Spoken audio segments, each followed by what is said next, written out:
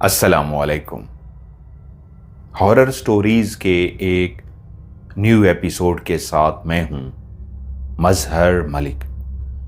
कैसे हैं आप लोग? उम्मीद है खैरियत से होंगे। जिस कहानी का आप लोगों ने कल पार्ट 1 सुना था, उसी का आज आपको पार्ट 2 सुनाने जा रहा हूं। इमरान बलोच, जिनका ताल्लुक तुर्बत बलोचिस्तान से है लेकिन इस वक्त मस्कत ओमान में मुकीम हैं, ये कहानी उन्होंने भेजी है। हमेशा ही एक ज़बरदस्त कहानी भेजते हैं, ऐसी कहानी जो इंसान को मुद्दतों तक याद रहे। कल जिस पार्ट 1 को आप सुन रहे थे, जिसमें आपको लगा एक मोहब्बत की दास्तान, एक परीजाद, एक परी,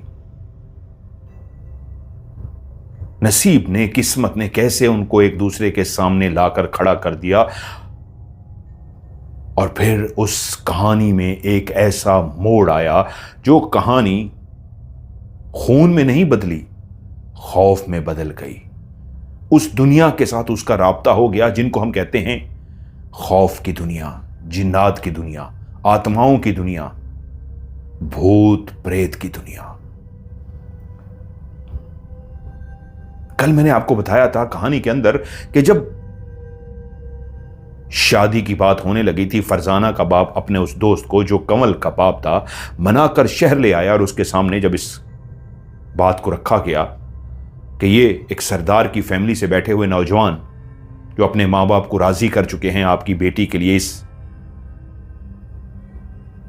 मौके पे सिर्फ इतना कहना चाहते हैं, बालाज आपकी बेटी से शादी करना चाहता है और ये सियासी सरदारी निजाम का खानदान आपकी बेटी को अपनी बहू बनाना चाहते हैं। तो वो परेशान से हो गए कि हाँ, मेरे लिए फख्र की बात होगी कि इतने बड़े खानदान में मेरी बेटी का रिश्ता होगा, लेकिन मुझे डर ये है, इसका मंगेतर अल्ताफ बहुत ही खबीस किस्म का इंसान है।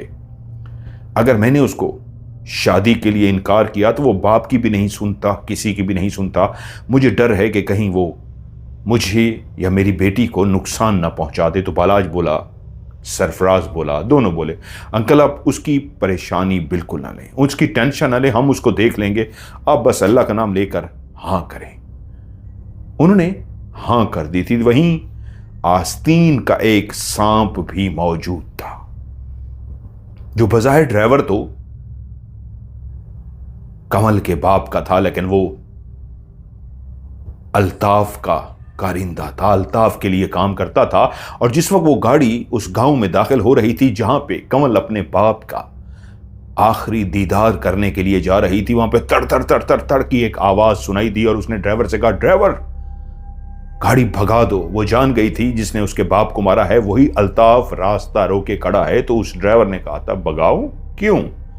जिसका नमक खाया है उसी के लिए ही तो आपको लेकर आया हूं।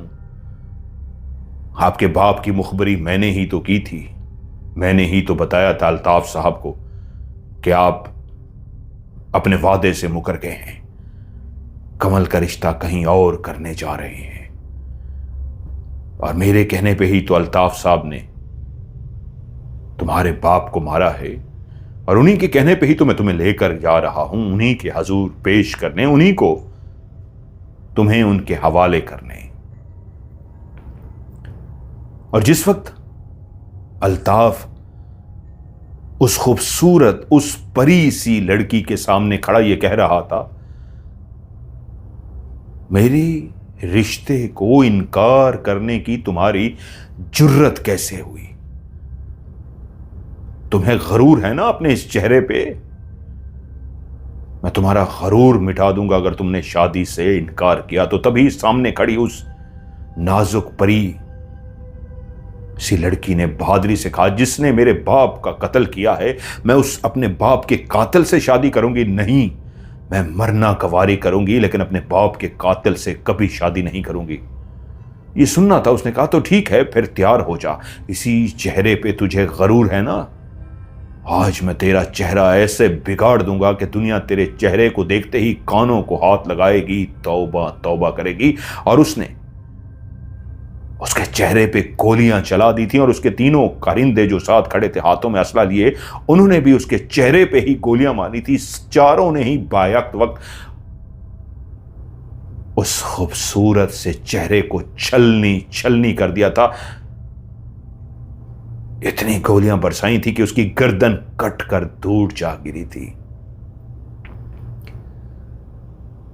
और उसी ड्राइवर की बाजू में कसी हुई वो फरजाना जो चीखो पुकार कर रही थी, मेरी सहेली को छोड़ दो, मेरी दोस्त को छोड़ दो, वो अपनी आंखों से देख चुकी थी। कमल कटी हुई गर्दन के साथ इस दुनिया से नाता तोड़ चुकी थी। फरजाना धाड़े मार मार कर रोना शुरू हो गई, लेकिन उसी वक्त अल्ताफ की एक खबीस आवाज सुनाई दी। अब इसका क्या करना है, बड़ी सहेली बनी फरती थी उसकी। देखो तो सही कैसे रो रही है इस मगरूर लड़की के मरने पे। चलो आज एक तमाशा देखते हैं। वो शैतान उसी सामने खड़े अल्ताफ से मुखातिब हुआ, जिसने फरजाना को अपनी बाहों में जकड़ रखा था। तो खेल शुरू किया जाए आज इसी रोड पे ही, दिन दिहाड़े। हम देखना चाहेंगे तेरे अंदर कितनी मर्दानगी है, तू कितना मर्द है। इसे इसी जमीन पे लिटा और अपनी हवस पूरी कर, और हम अपनी आंखों से देखना चाहते हैं कि इसकी चीखें हमारे कानों में सुनाई दें, दूर दूर तक इसकी चीखें सुनाई दें। अगर लगा कि तू वाकई कोई मर्द है और तूने इसकी चीखें निकलवा दी तो तू इनामो इकराम पाएगा। फरजाना जो पहले ही दोस्त के मरने पे निढाल हो चुकी थी, जिसकी हिम्मत जवाब दे चुकी थी, अब उसको पता चला उसकी जिंदगी, उसको अब नफरत सी हो गई थी जिंदगी से। वो मरने के लिए भी तैयार थी, लेकिन वो नहीं चाहती थी कि उसकी अस्मत दरी की जाए, उसकी इज्जत लूटी जाए। वहीं पे उस शैतान ने उसका दुपट्टा खींच लिया और उसे जोर से धक्का मार के जमीन पे गिरा दिया। कैसा कयामत का मंजर था कि वहां पे एक नाजुक सी, एक हसीनो जमील सी लड़की, जिसका धर कट के साइड पे पड़ा है, तड़पना भी बंद हो गया है, छलनी हुआ उसका चेहरा, गर्दन कटी हुई साइड पे पड़ा है। वहीं उसी सड़क के बिल्कुल दरमियान वो ड्राइवर उसका दुपट्टा खींच के उसको जमीन पे गिरा के अब उसके ऊपर बैठने लगा था एक शैतानी अमल के लिए। और वो चारों जो गोलियां बरसा चुके थे उस मंजर को देखने के लिए कह के लगा रहे थे और उस शैतान की हिम्मत बढ़ा रहे थे, नचोड़ डाल इसको, चीख रही है, थप्पड़ मार इसके चेहरे पे, फाड़ डाल इसके लिबास को। और ऐसे जुमलों से उसका जोश बढ़ा रहे थे कि उसी वक्त दूर से एक गाड़ी मट्टी उड़ाती हुई तेजी से उनके करीब आ रही थी। दूर से ही गाड़ी को देख के वो शैतान जो इस वक्त उस मासूम की लड़की को जमीन पे गिराए, फरजाना के बाजू को पकड़े, उसके साथ वैशी खेलने जा रहा था, वो रुक सा गया और अल्ताफ की तरफ देखकर बोला, ये किसकी गाड़ी आ रही है? अल्ताफ ने कहा, और जिसकी भी गाड़ी है उसको देख लेंगे, तू अपने खेल को जारी रख, बड़ा मजा आ रहा है। उधर सरफराज बालाज को यह कह के अपने साथियों के साथ निकला था कि ये क्या किया बालाज, तूने उसको अकेले क्यों जाने दिया, गलती हो गई हमसे। ये सरफराज ही था जो गाड़ी भगाता हुआ वहां पहुंच चुका था। और जैसे ही गाड़ी करीब पहुंची, वो एक नहीं दो गाड़ियां थीं जिसमें वो अपने बंदे लेकर आया था, और तभी दूर से ही दो गाड़ियों को देख के वो समझ गया अल्ताफ। फौरी तौर पे अपने साथियों से कहा, छोड़ो इस लड़की को और जंगल की तरफ भागो। गाड़ियों के पहुंचने से पहले ही, क्योंकि गाड़ियां जिस स्पीड में आ रही थीं, उससे उसको अंदाजा हो गया था कि ये कोई आम गाड़ी नहीं है, किसी मिशन पे है। जब कोई गाड़ी इंतहाई तेजी से चलती हुई आती है तो वो एक शैतान तबीयत शख्स था, जानता था ऐसी चीजों को, समझ गया कोई इनके पीछे आया है। वो फौरी तौर पे जंगल में रफू चक्कर हो गए। चर्र की ब्रेकों के साथ दोनों गाड़ियां रुक सी गईं। भागता हुआ सरफराज बाहर निकला। जमीन पे पड़ी हुई फरजाना रो रही थी और उसके साथ एक कटी हुई गर्दन पड़ी थी। चेहरा छलनी हो चुका था, गोलियों के साथ कंवल मरी पड़ी थी। यह मंजर जैसे ही सरफराज ने देखा, वो मजबूत, बहादुर, बलोच सरदार जो कभी भी जिंदगी में नहीं रोया था, ऐसा मजबूत शख्स इस मंजर को देख के धाड़े मार कर रो पड़ा। वो कभी जिंदगी में ऐसे नहीं रोया था, ऐसे धाड़े मार मार कर रोना शुरू हो गया। हाय, मैं बालाज को क्या मुंह दिखाऊंगा, ये क्या हो गया। वहीं पे उसने फरजाना के करीब बैठ के धाड़े मारनी शुरू कर दी। फरजाना जो उसकी बहन बन चुकी थी, धाड़े मारती हुई उससे लिपट गई। भाई, कमल हम में नहीं रही, कमल जा चुकी है। वो दोनों धाड़े मारकर रो रहे थे। ये वक्त वापस नहीं लाया जा सकता था, नुकसान हो गया था। तो सरफराज फरजाना को सीने से लगाए, मेरी बहन फरजाना, हम बालाज को क्या मुंह दिखाएंगे, हम अपनी कमल को नहीं बचा सके। और वहीं पे उसने रोते रोते अपने आंसू साफ किए और कहा, मैं एक बलोच सरदार का बेटा, कसम खाता हूं मैं तब तक सुकून से नहीं बैठूंगा जब तक इन कातलों को, जालिमों को कैफरे किरदार तक पहुंचा ना दूं। जब तक ये मरेंगे नहीं, मैं सुकून से नहीं बैठूंगा। उसने अपने साथियों से कहा, उस कटी हुई गर्दन को और उस कटे हुए लहूलुहान धड़ को उठाकर गाड़ी में रखा गया। और एक गाड़ी जो शहर की तरफ रवां दवां थी, उसमें एक ऐसा मंजर था जिसपे आंखों से आंसू बहते जा रहे थे। दिमाग माऊफ हो चुके थे। क्या हो गया है, इतनी सी देर हुई और कमल हमसे दूर चली गई। वो शहर पहुंच गए। कमल के उस मुर्दा वजूद को अस्पताल में पहुंचा दिया गया। बालाज पहुंचा सरफराज के पास। क्या बना, कमल कहां है? उसने अपने वालिद का चेहरा देख लिया। सरफराज बोला, बालाज, मुझे माफ कर दे मेरे भाई, मुझे माफ कर दे, देर हो गई, मैं कमल को नहीं बचा सका। कमल अब हम में नहीं रही। सरफराज, होश करो, ऐसी बातें मत करो। क्या कह रहे हो? कमल को कुछ भी नहीं हो सकता। उसने मुझसे वादा किया है, उसने मेरे साथ ही जीने और मरने की कस्में खाई हैं। ये क्या क्या बकवास कर रहे हो? कमल को कुछ नहीं हो सकता। कमल मेरी है, मेरी कमल को कुछ नहीं हो सकता। चलो, मुझे कमल के पास ले चलो। सरफराज नहीं चाहता था जो चेहरे की हालत थी, जिस तरह गोलियों से 4 लोगों ने उसको छलनी किया था, वो बालाज के लिए कितनी तकलीफ हो सकती थी, वो उसको नहीं दिखाना चाहता था। लेकिन वो बजिद हो गया था। सब जानते थे अगर उसको चेहरा ना दिखाया तो ज्यादा नुकसान हो जाएगा। वो उसे ले गए। अस्पताल के बिस्तर पे रखा हुआ वो वजूद, जिसके ऊपर एक सफेद चादर पड़ी थी, जो चादर भी लाल सुर्ख हो चुकी थी, जिसके नीचे कटा हुआ वजूद था कमल का, कॉलेज की सबसे खूबसूरत परी का। एक भयानक चेहरा।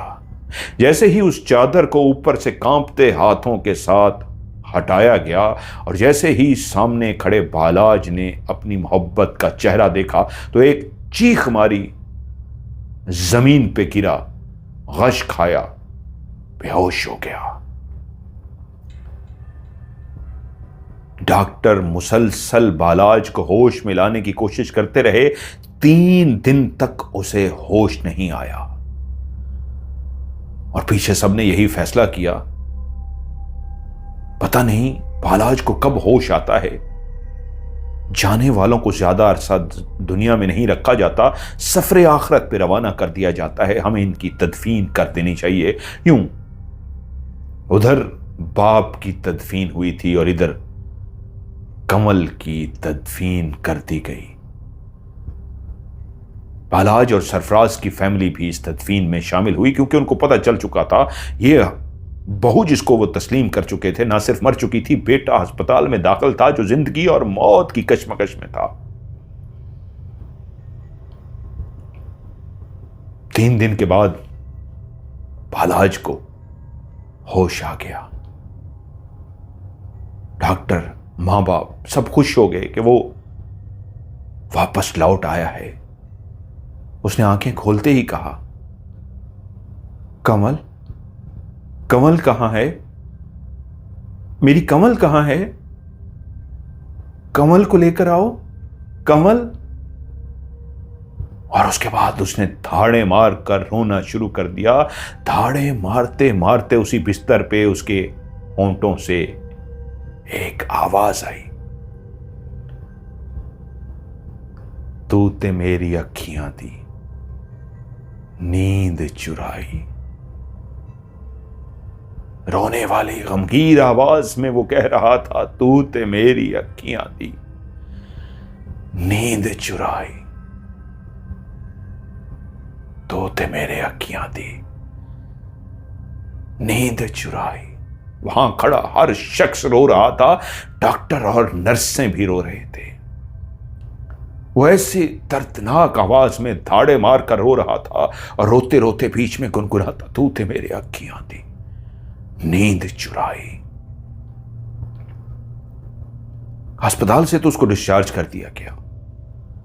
डॉक्टरों ने कहा बेहतर है इसे पीछे वापस आप बलूचिस्तान लेके जाएं, इस वक्त इसको संभालना बहुत जरूरी है, इसे ना संभाला गया तो मामला खराब हो सकता है। वो लोग बालाज को लेकर वापस बलूचिस्तान पहुंच गए,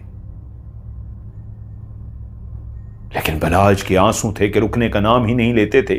वो चुप कर जाता था कुछ देर के लिए और एकदम से एक जोरदार चीख मारता और रोना शुरू कर देता, कमल तुम ऐसा नहीं कर सकती, तुमने मेरे साथ वादा किया था जीने और मरने का, तुम मुझे कैसे छोड़कर जा देखती हो? तू ही तो कहती थी ना, तू तो मेरी अखियां दी नींद चुराई। और वो फिर रोता, रातों को धाड़े मारता।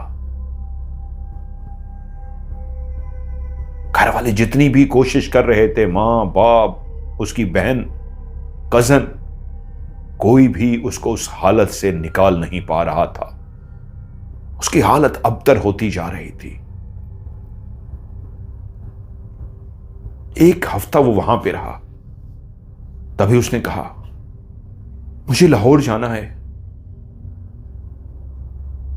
लाहौर में मेरी कमल की खुशबू है, मुझे वहां ले चलो प्लीज, कमल की खुशबू वहां लाहौर में है, मुझे यहां नहीं रहना। वो ऐसा चीखा, वो ऐसा गिड़गिड़ाया, वो ऐसा जनूनी हुआ, वो ऐसा पागल हुआ। सबने फैसला किया इसको कुछ अरसे के लिए लाहौर लेके जाया जाए। सरफराज उसे लेकर लाहौर आ गया, लेकिन वालिदैन भी साथ थे।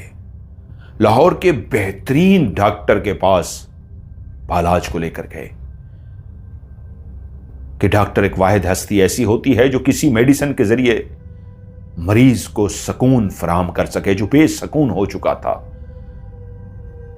डॉक्टरों ने अपने मेडिसिन के जरिए जो भी पढ़ लिख रखा था, जो समझ बूझ थी, उसको ठीक करने की कोशिश की, लेकिन सिवाय नींद के इंजेक्शन के, नींद के गोलियों के, वो उसकी जिंदगी में सुकून नहीं दे पा रहे थे। कुछ लम्हे के लिए, कुछ घंटे के लिए, कुछ वक्त के लिए वो सो जाता और जैसे ही उठता, उठते ही सबसे पहले एक जोरदार चीख मारता और चीख मारते ही रोना शुरू कर देता। रोते रोते गुनगुनाता, तू ते मेरी अखियां दी नींद चुराई। कि जब वो उसका हाथ पकड़ के गाड़ी में बैठी होती थी और वो लॉन्ग ड्राइव पे होते थे, तो यही गाना बार बार गुनगुनाया जाता था। और दोनों मोहब्बत, एक पाकीज़ा मोहब्बत, जहां पे सिर्फ एक दूसरे के हाथों को वो छू सके थे, कि ऐसी पाकीज़ा मोहब्बत, उससे आगे कुछ भी ना बढ़ सका था। वो वहीं उस लॉन्ग ड्राइव में एक दूसरे के हाथों को हाथों में थामे, एक दूसरे की आंखों में मोहब्बत सजाए, उस गुनगुनाते गाने को जो नूरजहां की आवाज में था, सुनते हुए इमेजिनेशन में एक दूसरे को मोहब्बत की निगाह से देखते थे कि तू ते मेरी अखियां दी नींद चुराई।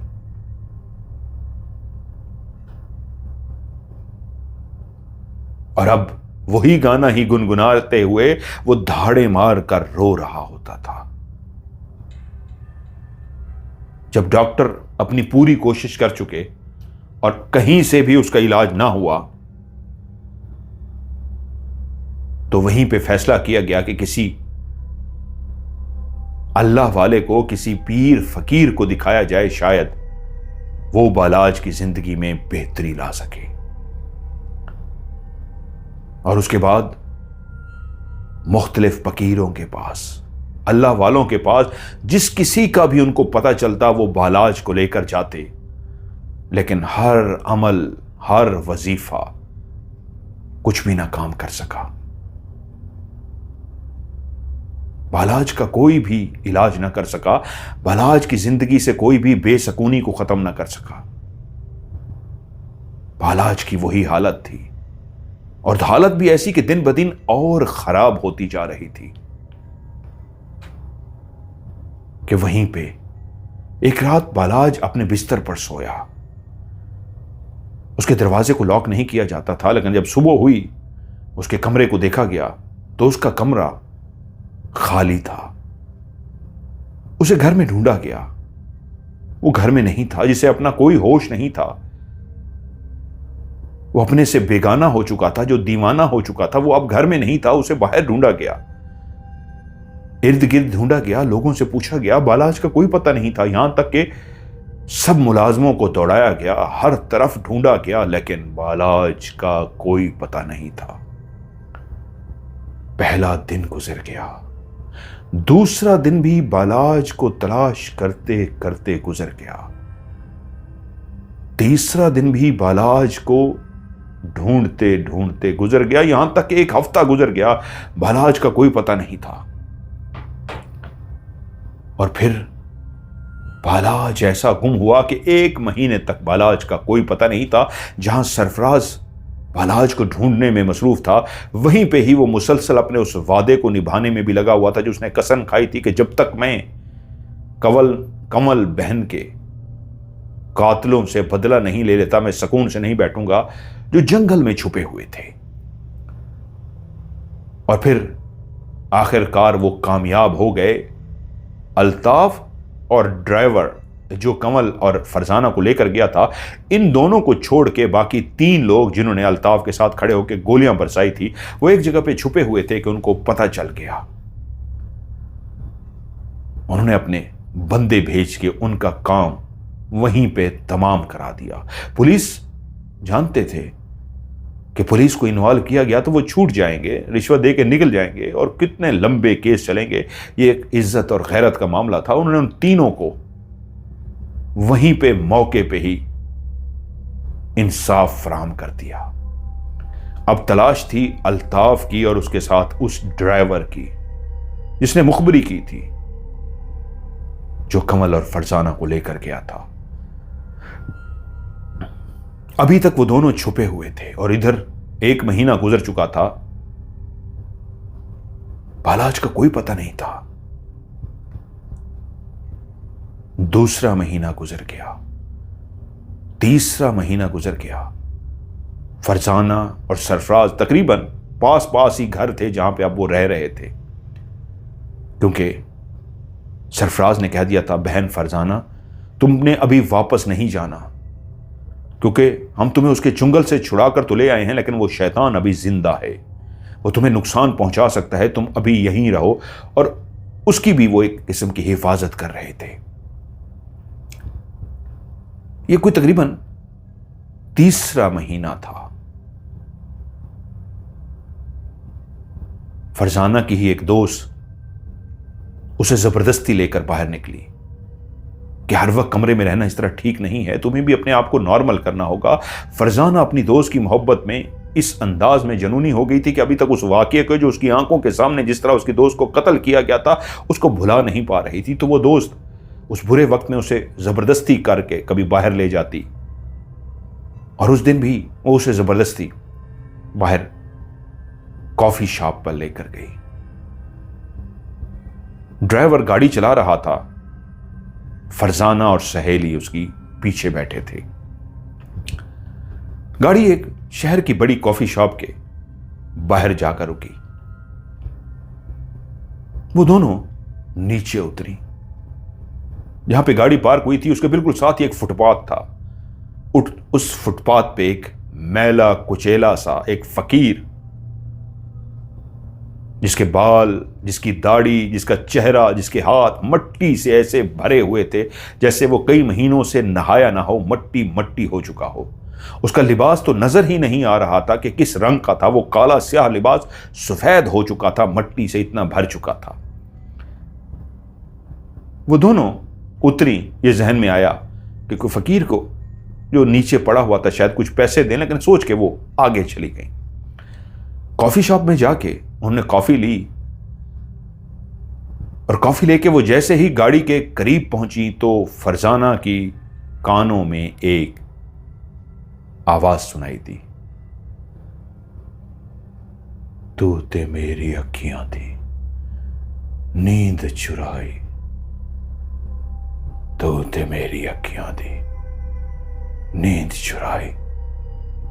ये गाना क्या सुनना था? एक आवाज को जैसे ही कानों में पहुंची, फरजाना चौंकी और इधर उधर देखते हुए जैसे ही निगाह जमीन पे पड़ी, वो काले लिबास में मलफूज जिसकी आवाज उसके कानों में पड़ी थी, वो कैसे इस आवाज को भूल सकती थी? वो उस हसीनो जमील परीजाद बालाज की आवाज थी, जो कॉलेज का सबसे हसीन तरीन लड़का था, जिस पे लड़कियां जान देने को तैयार हो जाती थी।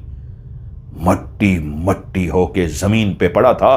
कई महीनों से दाढ़ी बेइंतहा बढ़ चुकी थी, मट्टी से भर गई थी, सर मट्टी से भरा था, जिसे ना अपना होश था, ना खाने का, ना पीने का, ना पहनने का। पांव में चप्पल तक नहीं थी, नंगे पांव वो फर्श पर पड़ा था और एक आवाज कानों में गूंजी थी, तू ते मेरे अखियां थी, नींद चुराई।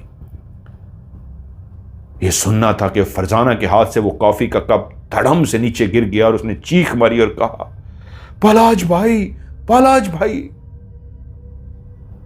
और दुनिया एकदम से चौंकी। एक जमीन पे पड़ा हुआ गंदा सा जो फकीर टाइप सा है, कोई उसके साथ एक लड़की लिपट रही थी भाई कह के मेरा भाई, मेरा प्यारा भाई।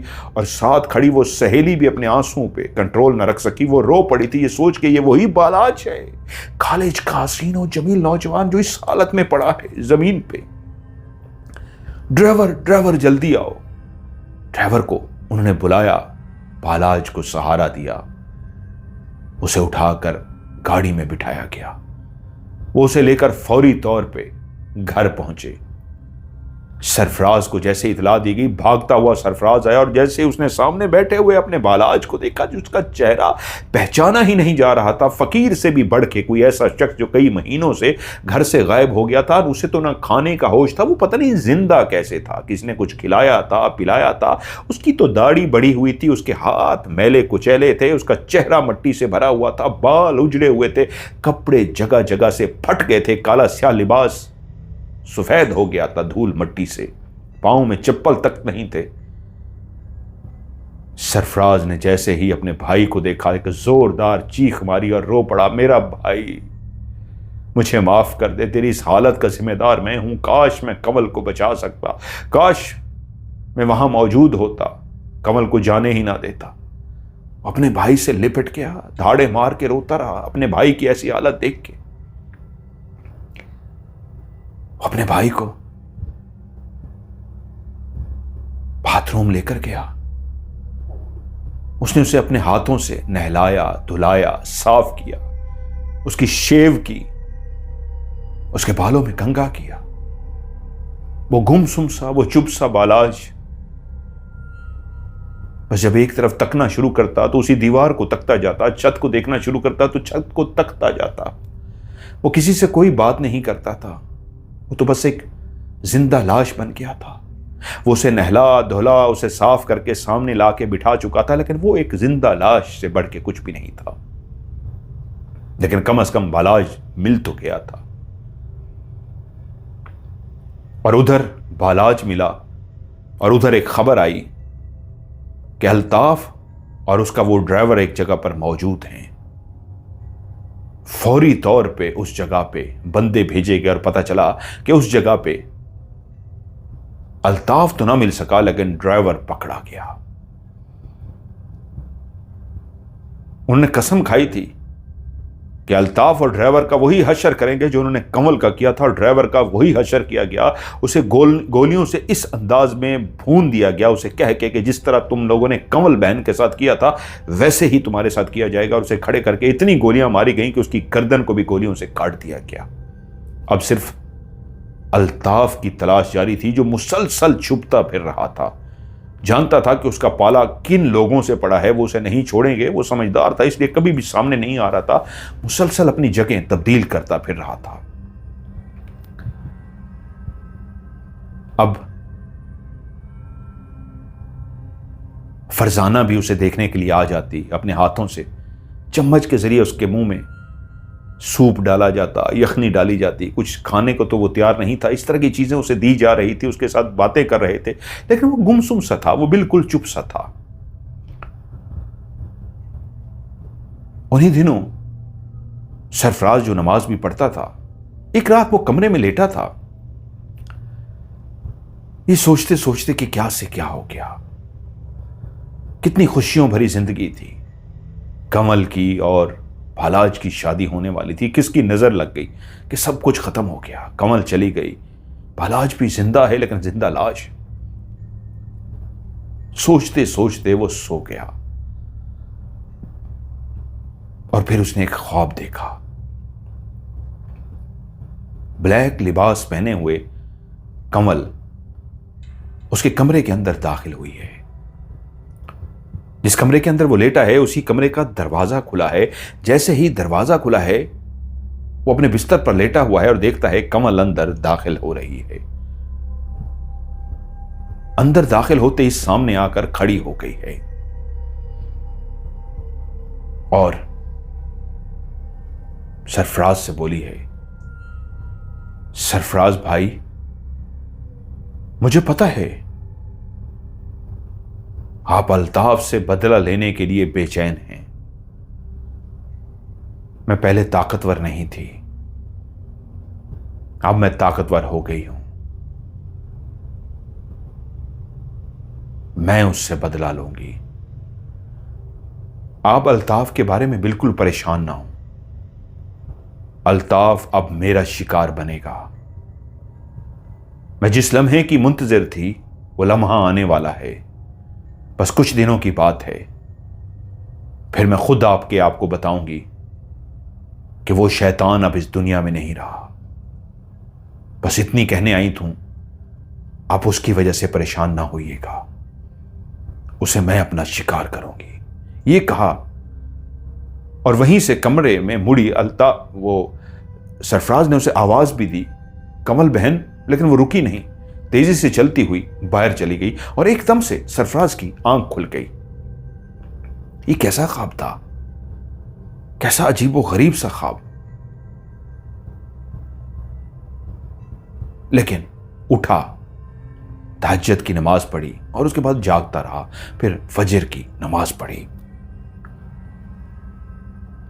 एक हफ्ते बाद वो घर में दाखिल हुआ। ये शाम होने जा रही थी, ये शाम का टाइम था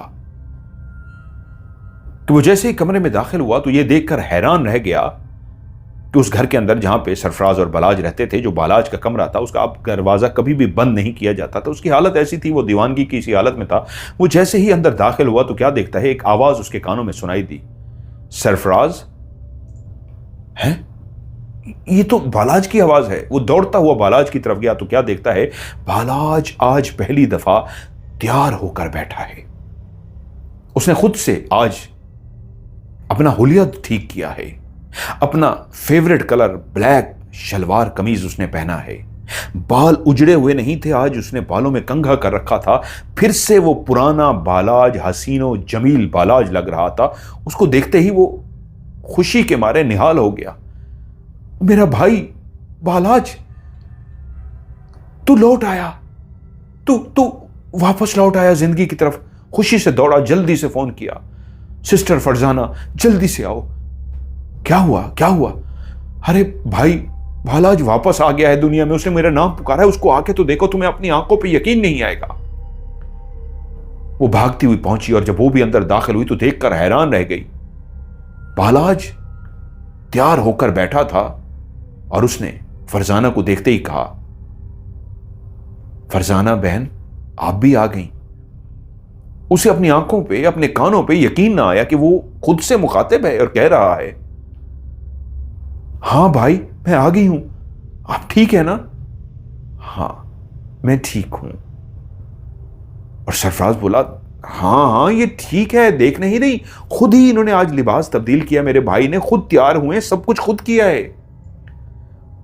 खुदा का शुक्र है। वो दोनों खुदा का शुक्र अदा करना शुरू हो गए कि ये ठीक हो गया। और बालाज बोला, मैं आप दोनों को बताना चाहता हूं, कमल आई थी मेरे पास, वो मुझसे मिली है, मैं बहुत खुश हूं। कमल से मिलके मैं बहुत खुश हूं। उसने मुझसे वादा किया था ना कि जियूंगी साथ, मरूंगी साथ। वो फिर मुझसे मिलने आ गई और उसने अपना वादा निभाया है। जब वो मुझसे मिलने आई है ना, तो मैंने उससे कहा है, तूने तो वादा किया था, फिर ये क्या हुआ? तुमने बेवफाई कर दी। तुमने ही तो कहा था, तू ते मेरी अखियां थी, नींद चुराई। तो वो मुझसे बोली, नहीं, मैं अपना वादा वफा करूंगी, हम साथ रहेंगे, हम इकट्ठे रहेंगे। हां, मैं आप दोनों को बताता हूं, वो मुझे ले जाएगी, हम साथ रहेंगे, इकट्ठे रहेंगे। अरे नहीं नहीं, सरफराज बोला, मेरा भाई तू खुश रहेगा, तू हमेशा खुश रहेगा। वो उसे गले लगाना शुरू हो गया, वो उसको प्यार करना शुरू हो गया, उसके माथे पे बोसा लेना शुरू हो गया। फरजाना भी अपने भाई का हाथ प्यार से थाम के उसके हाथ को चूमना शुरू हो गई। बालाज भाई, आपको कुछ नहीं होगा, आप हमेशा खुश रहेंगे। वो कुछ देर उसके साथ बैठे रहे और पहली दफा बालाज आज बैठ के कमल की वो बातें करता रहा। जब हम लॉन्ग ड्राइव पे जाते थे तो जानते हो, मुझे तो शर्म आती थी, मैं कभी उसका हाथ ना पकड़ सकता। उसने मुझे बताया था कि तुम दोनों ने प्लानिंग की थी कि बालाज और कमल कभी अपने एक दूसरे का हाथ नहीं पकड़ सकेंगे, और तुम लोगों ने हमें तन्हाई मुयस्सर की थी और कहा था कि बस आज हाथ पकड़ो। मैंने पहली दफा कमल का हाथ पकड़ा था। फिर हम जब भी लॉन्ग ड्राइव पे जाते थे तो ये गाना चलता था और मैं उसका हाथ थाम लेता था।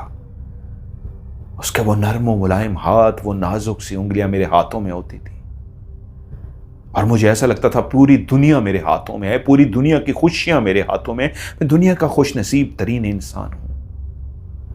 उस दिन वो बहुत खुश थी जिस दिन वो नूर जहां से मिली थी। वो उसे बहुत सुनती थी ना, वो कहती थी, मैं नहीं जानती ये गाना क्यों सुनती हूं, बस मुझे इतना पता है ये मुझे अच्छा लगता है।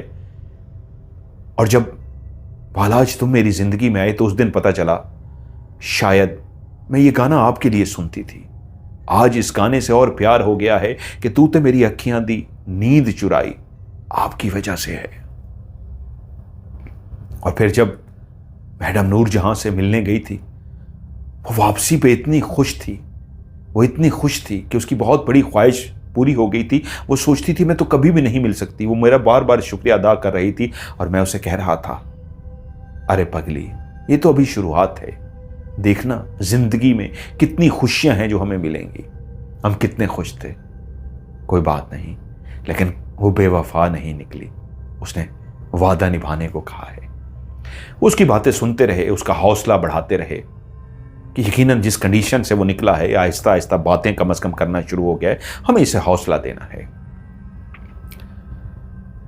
रात हो गई, उसने आज पहली दफा खुद से बैठ के अपने हाथों से खाना भी खाया, क्योंकि इस खुशी का मौका था। फरजाना भी वहीं पे मौजूद थी।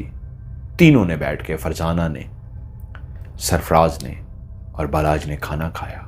और उसके बाद सरफराज फरजाना को छोड़ने चला गया उसके घर, बालाज अपने कमरे में सोने चला गया।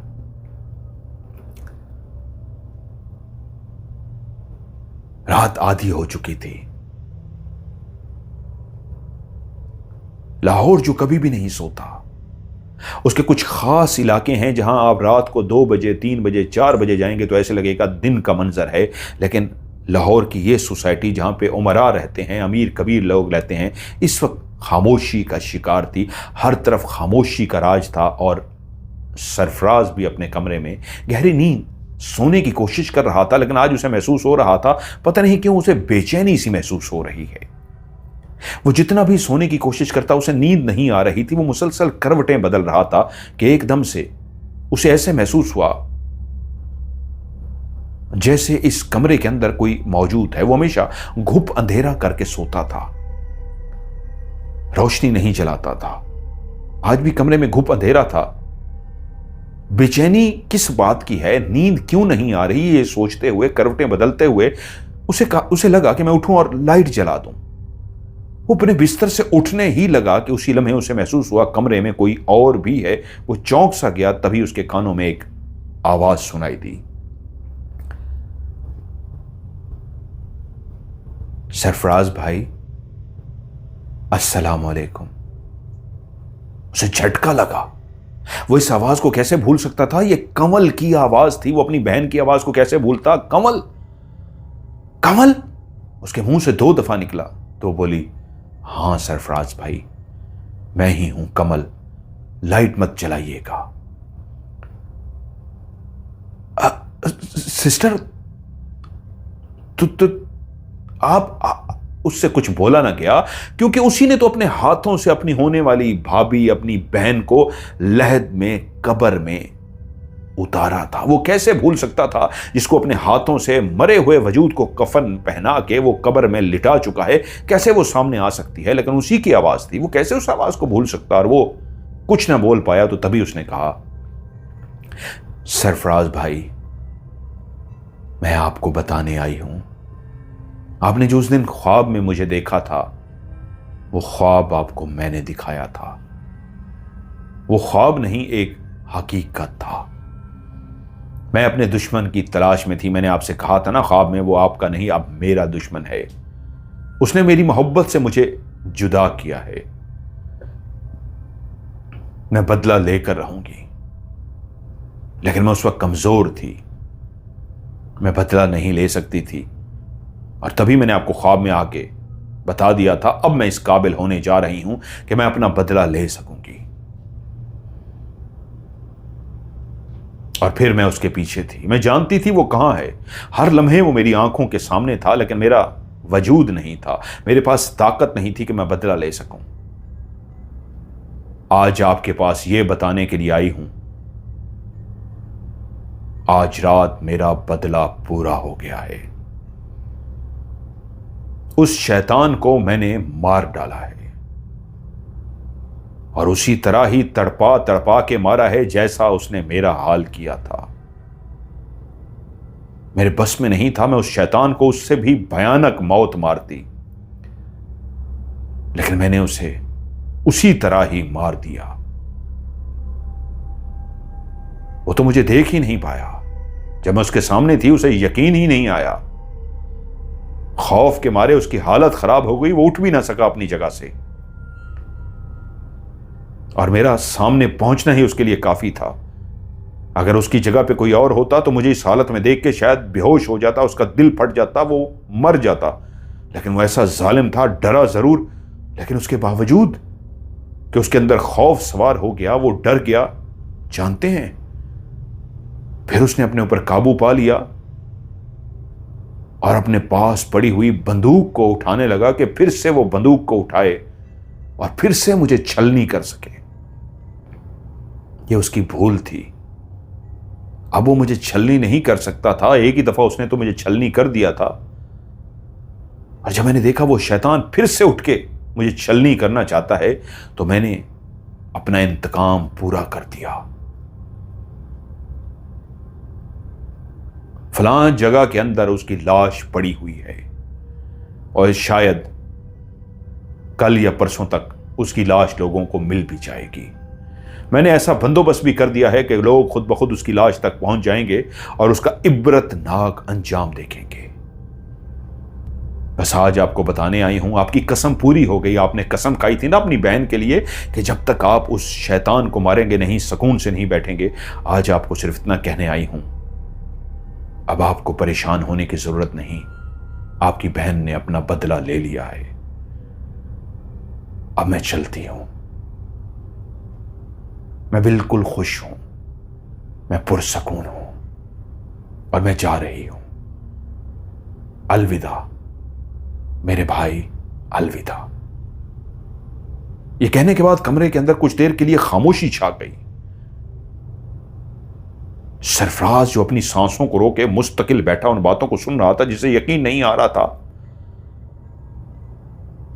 उसने उठ के जल्दी से रोशनी ऑन कर दी। लाइट ऑन होते ही उसने देखा कमरे के अंदर कोई भी नहीं था। ये क्या है? ये क्या था? वो गुमसुम सा होकर बैठ गया। उसी जगह पे बैठे बैठे सुबह हो गई। एकदम से उसने देखा बाहर सुबह हो रही है। उसने पास पड़ा हुआ फोन उठाया। दूसरी तरफ से फोन उठाया गया, हेलो की आवाज आई तो एकदम से बोला, फरजाना बहन, क्या बताऊं? क्या हुआ है भाई? क्या हुआ है? तुम यहां आ जाओ। उससे कुछ भी ना समझ आया कि क्या बता सके। फरजाना इतनी सुबह सुबह परेशान होगी, बोली, सब खैर है ना? नहीं नहीं, तुम यहां आओ। फरजाना दौड़ती हुई सरफराज के पास पहुंच गई। सरफराज भाई क्या हुआ है? उसने सारा वाकया बता दिया। मेरा वहम नहीं है, मेरा यकीन मानो, मेरा वहम नहीं है। वो कंवल बहन की आवाज थी, मैं कैसे भूल सकता हूं, उसी की आवाज थी। और वो ये सब कुछ कह के गई है। एकदम से फरजाना की आवाज आई, बालाज भाई कहां है? बालाज? बालाज अपने कमरे में है। मेरे साथ आओ, मेरे साथ आओ। क्यों, क्या हुआ है? मैं बताती हूं, मेरे साथ आओ। वो एकदम से उठी। सरफराज भी उसके पीछे गया। कमरे के दरवाजे को खोला तो पता चला कमरे का दरवाजा अंदर से लॉक है। हैं? ये लॉक क्यों है दरवाजा? बालाज तो कभी अपने कमरे का दरवाजा लॉक नहीं करता। बालाज, बालाज। वो दोनों दरवाजे को पीटना शुरू हो गए। काफी देर दरवाजा पीटते रहे, कोई अंदर से आवाज नहीं। मुलाजमों को जगा दिया गया। मजबूत दरवाजा था। कहा, दरवाजा तोड़ दो। दरवाजा तोड़ दिया गया और जब अंदर दाखिल हुए तो बालाज अपने बिस्तर पर पुरसकून हालत में लेटा हुआ था, इस अंदाज में जैसे उसके चेहरे पे एक बाकायदा मुस्कुराहट थी। फरजाना भागती हुई फराज के बालाज के करीब गई। जैसे ही उसको हिलाने के हाथ लगाया तो एकदम से उसके वजूद को झटका लगा और पीछे हट गई। सरफराज ने पूछा, क्या हुआ? उसने गर्दन ऐसे हिलाई जैसे कह रही हो, बालाज भाई हम में नहीं रहे। सरफराज भी भागा। उसने बालाज को हिलाया। बालाज का वजूद ठंडा पड़ चुका था। उसकी रूह कब की परवाज हो गई थी और उसके चेहरे का सुकून, उसकी चेहरे की मुस्कुराहट बताती थी। वो जाने से पहले इतना खुश था कि जाते हुए अपने चेहरे पे एक मुस्कुराहट छोड़ गया था, दुनिया को बताने के लिए कि मैं हंसी खुशी मुस्कुराहट के साथ इस दुनिया से जा रहा हूं। अलविदा। वो दोनों धाड़े मारकर रो रहे थे और वो चेहरे पे मुस्कुराहट के साथ वो मुर्दा वजूद उस बिस्तर पर मौजूद था जहां पे कई नौकर खड़े बालाज को देख रहे थे। वो हसीनो जमील नौजवान जो कल काफी अरसे बाद खुद से उठा था, खुद से तैयार हुआ था, खुश था और बैठा कह रहा था, कमल आई थी, अब मैं कमल के पास चला जाऊंगा, हम दोनों साथ रहेंगे। और वो चला गया था। बालाज के वालिदैन को बुलाया गया। उस फैमिली के लिए वो कितना एक तकलीफ दे होगा। कहां वो बेटी चली गई जिसको बहू बनाना था। आज वो कॉलेज का हसीनो जमील परीजाद लड़का बालाज भी इस दुनिया से जा रहा था। कफन पहने जमीन के अंदर उसे उतारा जा रहा था। हर आंख अश्कबार थी, हर आंख रो रही थी कि वो कितना सच्चा दीवाना था कि अपनी महबूबा के पास चला गया था। तकरीबन बालाज को दफनाने की तीसरी रात या चौथी रात थी। फरजाना ने ख्वाब में एक ऐसा मंजर देखा कि वो हैरान रह गई। एक इंतहाई खूबसूरत सा बागीचा है जिसके अंदर इंतहाई खूबसूरत से फूल खिले हुए हैं, हर तरफ खुशियां ही खुशियां हैं, तितलियां उड़ रही हैं। हाथों में हाथ दिए दोनों काला लिबास पहने बालाज और कमल चलते चलते सामने आकर खड़े हो गए हैं। एक बेंच पड़ा है, वहीं पे फरजाना बैठी है और बालाज फरजाना को देखते ही कहता है, फरजाना बहन, मैं तुम्हें बताने आया हूं, मैं बहुत खुश हूं। मेरे घर वालों को भी बता देना, वो रोए ना। मैं अपने प्यार के पास आ गया हूं। ये देखो, मेरे हाथ में दुनिया जहान की खुशियां हैं। ये बेवफा नहीं है, ये वाकई मुझसे बहुत प्यार करती है। जितना मैं इससे इश्क करता हूं, ये मुझसे भी ज्यादा मुझसे इश्क करती है। ये देखो, मेरे बगैर रह नहीं सकी, मुझे लेने आ गई थी। मैंने कहा था ना, ये मेरे पास आई थी मुझे लेने के लिए, और फिर मुझे लेने आ गई। मैं अकेला नहीं हूं। तुम लोगों की नजरों में दुनिया के सामने मैं चला गया हूं, लेकिन मैंने अपने प्यार को पा लिया है। मेरा प्यार, मेरी जिंदगी, मेरी हर खुशी मेरी मुट्ठी में है। ये देखो, इसने मेरा हाथ थाम रखा है। और कमल साथ खड़ी शर्मा रही थी, बला की खूबसूरत लग रही थी। दोनों बला के खूबसूरत लग रहे थे। और तभी कमल की आवाज आई, मैंने कहा था ना बालाज, मैं बेवफा नहीं हूं। उस शैतान ने हमें जुदा करने की कोशिश की थी। वो जिंदगी में हमें चाहता था कि हम इकट्ठे ना हो सकें, लेकिन क्या कभी प्यार भी मरता है? सच्चा प्यार कभी नहीं मरता। हम मर के भी अमर हो गए। वो हमें जुदा करना चाहता था, तो उसने इंसानी वजूद हमसे छीन लिए। जब मेरे पास इंसानी वजूद ना रहा तो मैं दुनिया में अपनी मोहब्बत से नहीं मिल सकती थी, लेकिन बालाज ने भी मोहब्बत निभाई। और आज बालाज मेरे साथ हैं। मेरा प्यार, मेरी जिंदगी, मेरी हर खुशी मेरे साथ है। हां बालाज, मैं बेवफा नहीं हूं। मैं आपको इसलिए तो वो गाना सुनाती थी, तूते मेरी अखियां दी नींद चुराई, वे बेईमाना वे हर जाई, तूते मेरी अखियां दी नींद चुराई। और बालाज मुस्कुराते हुए बोला, प्यार हमेशा सच है, सच है, प्यार हमेशा अमर होता है। हम दोनों बहुत खुश हैं और यही बताने के लिए आए हैं। हम जहां भी हैं, जिस जगह पे भी हैं, यहां खुशियां ही खुशियां हैं। इस जगह पे कोई दुख नहीं है, कोई गम नहीं है, कोई परेशानी नहीं है, खुशियां ही खुशियां हैं। और हम दोनों बहुत ज्यादा खुश हैं। अब हम चलते हैं, खुदा हाफिज। फरजाना ने जब ये ख्वाब देखा तो उसे यकीन ना आया कि ये कैसा ख्वाब था। वो सुबह होने का बेचैनी से इंतजार कर रही थी। और जैसे ही सुबह हुई है, वो जल्दी से तैयार हुई है, दरवाजा खोल के भागने लगी है कि सरफराज का दरवाजा पीटे और भाई को यह बताया कि उसने अजीबोगरीब ख्वाब देखा है। उसने जैसे ही दरवाजा खोला, देखा बाहर सरफराज खड़ा है। वो एकदम से चौंक गई। सरफराज भाई, आप इस वक्त? मैं आपके पास आ रही थी आपको कुछ बताने के लिए। और सरफराज ने कहा, मैं भी बहन आपको कुछ बताने के लिए आ रहा था। वो दोनों अंदर बैठ गए। हां बताओ, क्या बताने आ रही थी? फरजाना ने कहा, मैंने एक ख्वाब देखा है। बालाज भाई और कमल मेरे ख्वाब में आए हैं। उन दोनों ने वही अपना अपना पसंदीदा काला लिबास पहन रखा था। वो इंतहाई खूबसूरत लग रहे थे। उन्होंने हाथों में हाथ रखे लिए हुए थे। बहुत खूबसूरत मंजर था। ग्रीनरी ही ग्रीनरी थी, इंतहाई खूबसूरत फूल, दरख्त, तितलियां, ऐसा खूबसूरत मंजर। और उसके बाद बालाज भाई ने मुझसे बोलना शुरू किया। और जैसे ही उसने 2 लाइनें बोली, आगे से सरफराज ने खुद से वही लाइनें बोलनी शुरू कर दी जो वो ख्वाब की सूरत में सरफराज को सुनाना चाहती थी।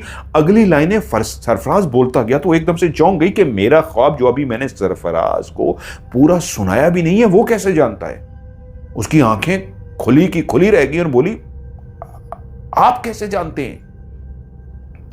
पूरा ख्वाब एज इट इज सरफराज ने सुनाया कि ये कहा सरफराज बालाज ने, और कंवल बहन ने ये कहा। हां, सेम टू सेम उसने कहा, यही ख्वाब मैंने देखा है। वो दोनों मेरे ख्वाब में आए थे, इसलिए तो मैं सुबह होने का इंतजार कर रहा था, भागता हुआ आपके पास आया हूं, आपको ख्वाब सुना सकूं। और सेम टाइमिंग में दोनों सेम ख्वाब देख चुके थे और समझ गए थे ये कैसे हो सकता है। एक ही ख्वाब सेम टाइमिंग में दोनों को नजर आया था, जबकि कंवल आवाज की सूरत में सरफराज के कमरे में आ चुकी थी, क्योंकि जिस दिन बालाज सुबह मर चुका था, उसको दफन किया जा रहा था, वहीं पे उनको इतला मिली थी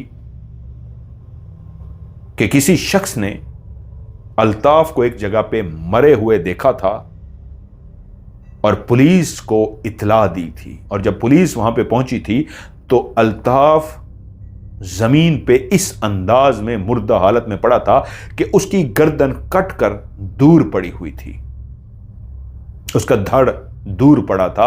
उसका धड़ इस अंदाज में था जैसे किसी खूंखार जानवर ने उसके धड़ से खून को गोश्त को उधेड़ कर रख दिया हो। जगह जगह से खून उधड़ा हुआ था और उसका चेहरा इतना भयानक हो चुका था जैसे किसी ने छुरियों के वार कर करके उसकी आंखें, उसका माथा, उसके होंठ, उसके खौफनाक शक्ल ऐसी बना दी थी कि जो भी अल्ताफ को देखता तौबा तौबा करता था।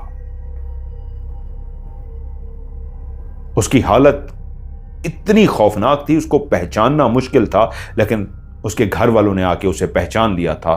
हां, वो अल्ताफ ही था। और जो जगह बताई गई थी, ये वही जगह थी जो कंवल ने आके सरफराज को बताई थी कि फलां जगह की, फलां गांव की फलां जगह के अंदर कल वो मुर्दा हालत में सबको मिल जाएगा। और उसी जगह से ही उसकी गर्दन कटी, धड़ कटी लाश मिली थी। और जब दोनों ने एक ही जैसा ख्वाब देखा तो वो जान चुके थे वो ख्वाब नहीं था। जैसे कंवल सरफराज को बताने आई थी कि मेरा बदला पूरा हुआ, वैसे ही बालाज ने दोनों को आके ख्वाब में बताया था कि ये मेरे पास आ गई है, बेवफा नहीं है, मुझे लेने आई है, हम दोनों बहुत खुश हैं। और मेरे घर वालों को कह दीजिएगा, सरफराज मेरे भाई, मेरे घर वालों से कह देना वो रोएं मत, हम जहां भी हैं बहुत खुश हैं। अब हमारे पास खुशियां ही खुश हैं। अगर वो रोएंगे तो हमें तकलीफ होगी, हमारे घर वाले पीछे रो रहे हैं, उनको हमारा ख्वाब सुना देना। दोनों को कहा।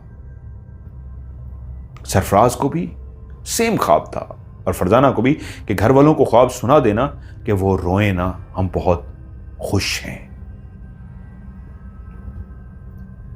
और जब सरफराज ने यह ख्वाब सुनाने के लिए बालाज की मां को फोन किया तो मां धाड़े मारकर रो पड़ी कि यही सेम ख्वाब मैंने देखा है। सेम मां ने वही ख्वाब सुनाया जो सरफराज ने देखा था, जो फरजाना ने देखा था, सेम वही ख्वाब बालाज की मां ने भी देखा था। तो यह कैसे हो सकता है कि वो एक ही ख्वाब, एक ही दिन, एक ही टाइमिंग में 3 बंदों को दिखाई दे? तो वो समझ गए कि वो बहुत खुश हैं। शायद मां को यकीन ना आता, सरफराज बताता या फरजाना बताती, लेकिन मां ने भी जब वही ख्वाब सुनाया और अभी अधूरा ख्वाब सुनाया था और बाकी सरफराज ने सुनाना शुरू कर दिया, तो मां हैरान होगी कि तुम कैसे जानते हो? तो सरफराज ने बताया ये ख्वाब मैं भी देख चुका हूं और फरजाना भी देख चुकी है। तो सब घर वालों को यकीन आ गया कि वो दोनों जहां भी हैं खुश हैं। मां होती है, उसके बेकरार रूह को, उसके बेकरार वजूद को सुकून मिल गया, उसका बेटा खुश है, इस दुनिया में खुश। उसको दुनिया ने नहीं रहने दिया, एक और जहां है जहां वो खुश है। वहीं पे मां ने कहा, सरफराज वो खुश हैं, ये जो बेटी है ना फरजाना, ये बहुत अपने भाई से प्यार करती थी। बालाज इसका भाई था ना, मुझे अपनी इस बेटी से उसकी खुशबू आती है, अपने बेटे की। वो दोनों खुश हैं ना, लेकिन मैं चाहती हूं मेरी बेटी की खुशबू मुझे आती रहे। सरफराज, मैं सरदार साहब से, अपने भाई से बात करती हूं, तुम्हारे भाई से मैं चाहती हूं फरजाना की शादी कर दी जाए। अब हम फरजाना को अकेला नहीं छोड़ सकते, अभी हमारी बहू बनेगी, क्योंकि इस मेरी बच्ची से मुझे अपने बेटे की खुशबू आती है। सरफराज बोला, सरदार साहब, यानी उसके बाप, उसने अपने अब्बा के बारे में कहा, वो मान जाएंगे? वो बोली, हाँ वो मान जाएंगे, ऐसी हालत में क्यों नहीं मानेंगे। सरफराज ने यही सवाल फरजाना से किया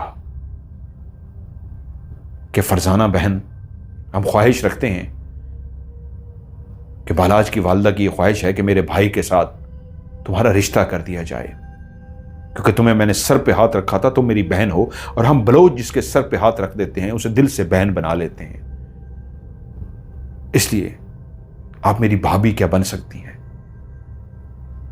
उसने निगाहें नीचे की और कहा, सरफराज भाई, मैंने भी आपको दिल से भाई माना है, मेरा भाई कोई नहीं है, मैं सगे भाइयों की तरह आपको प्यार करती हूं। जब भाई बहनें कह देती हैं, जिसको दिल से भाई मान लेती हैं, तो फिर भाई फैसला करते हैं। अब आप अच्छा बुरा जो भी फैसला करेंगे मुझे दिल से कबूल होगा, मैं आपकी बहन हूं, आपका हर फैसला मेरी सर आंखों पे। और यूं फरजाना की शादी सरफराज के भाई से कर दी गई, लेकिन सरफराज ने अपने वालिदैन से रिक्वेस्ट की कि फरजाना हमेशा शहरी जिंदगी में रही है, तो इसलिए बेहतर है एक घर लाहौर में उसके लिए लिया जाए, वो ज्यादा टाइम लाहौर में गुजारेगी, वहां पे भी आना जाना रहेगा। वालिदैन ने भी इस बात को कबूल किया और फरजाना के लिए घर लाहौर में लिया गया। धूमधाम से शादी हुई। अब वो वहां भी जाती, लेकिन ज्यादा टाइम लाहौर में रहती। ये जो पूरी सच्ची कहानी जो आपको ये सुनाई है, दिलों में एक सवाल पैदा होगा, क्या कोई मरने के बाद भी वापस आ सकता है? जी हां, इंसान का हमजाद जो हमेशा इसी दुनिया में रहता है, और जब प्यार सच्चा हो तो हमजाद सामने आके ना सिर्फ अपना वजूद दिखाते हैं, अपना आप महसूस कराते हैं, बल्कि दुनिया को एक पैगाम भी देते हैं। प्यार अमर हो जाता है। अगर कोई किसी से सच्चा प्यार करता है, अगर वो इस दुनिया में उसे नहीं पा सका, तो एक और जहां मौजूद है जहां वो उसके साथ होगी और वो उसके साथ होगा, क्योंकि प्यार कभी नहीं मरता। तू ते मेरी अखियां दी नींद चुराई, वे बेईमाना वे हर जाई, तू ते मेरी अखियां दी नींद चुराई। ये वो गाना था जो उन दो प्रेमियों ने बैठ के बार बार सुना था। ये कहानी हमें भेजी है इमरान बलोच ने। इससे पहले कि मैं चाहूं आप कमेंट्स में अपनी राय का इजहार करें, एक गिला किया है छोटा सा इमरान बलोच भाई ने, पहले आप सुन लीजिए। अस्सलाम वालेकुम MMTV व्यूअर्स, इमरान बलोच की तरफ से आप सबको 1000 एपिसोड की मुबारकबाद, क्योंकि बहुत मेहनत से मैं ये कहानी लेकर के आया हूँ आप सबके लिए, ताकि हम सब एक फैमिली जैसे हैं, ताकि हम सब एंटरटेन हो सकें। लेकिन अब सबसे गिला ये है कि आप लोग स्टोरी देखते हो काफी तादाद में, लेकिन लाइक कमेंट्स नहीं करते। कि रब जानता है इतनी मेहनत से हम ये स्टोरी इकट्ठा करके ले आता हूँ आप सब के लिए। प्लीज लाइक किया करें और कमेंट्स किया करें, ताकि मेरी हौसला अफजाई हो। Thank you so much to all. Thank you so much to all. ये उनका मैसेज था। इमरान बलोच तुर्बत बलोचिस्तान से जिनका ताल्लुक है, ओमान में इस वक्त मौजूद हैं।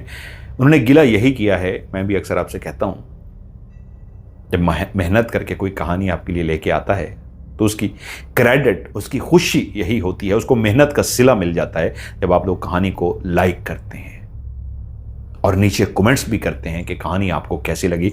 ये सच्ची कहानी अगर एक पार्ट में मैं सुना सकता तो ज़्यादा मज़ा आता, लेकिन मजबूरी थी दूसरा पार्ट भी एक लंबा था और इसलिए मुझे 2 हिस्सों में सुनानी पड़ी। तो आप लोगों को ये कहानी कैसे लगी नीचे कमेंट्स में आपने ज़रूर बताना है और वीडियो को लाइक भी ज़रूर करना है, क्योंकि तू ते मेरी अखियां दी नींद चुराई, वे बेईमाना वे हर जाई, तू ते मेरी अखियां दी नींद चुराई।